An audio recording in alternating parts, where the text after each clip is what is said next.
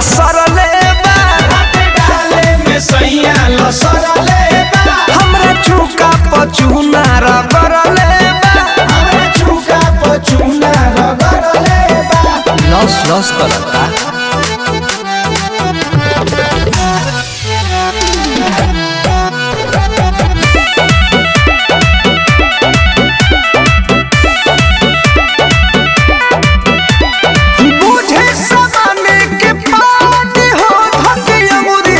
चाटे गजब के घटल बा घटना हो सखी का कही रात भाई के हाथ पिचकारी पलाटे बुझे समाने के पानी हो धके अंगुरी से चाटे गजब के घटल बा घटना हो सखी का कही रात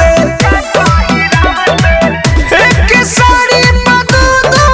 बारी में कप हमर बिगड़ले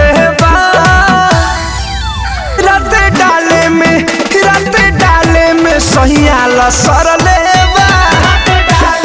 सैया लसरले बा हमरा चुका पचुना रगरले बा हमरा चुका पचुना रगरले बा सारा दादा जोगिरा सारा दादा होली हो सारा दादा जोगिरा सारा दादा होली हो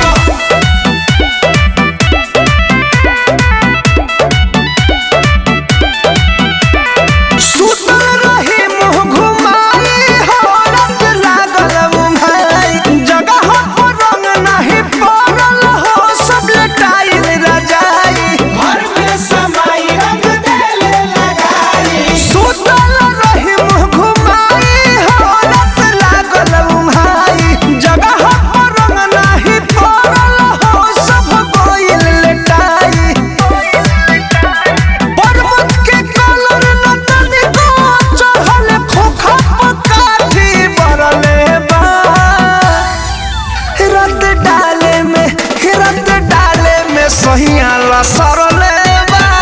डाले में सैया लसरले बा हमरा जगह पचुना रगरले बा हमरा चुका पचुना रगरले बा साफ उजर क देलस।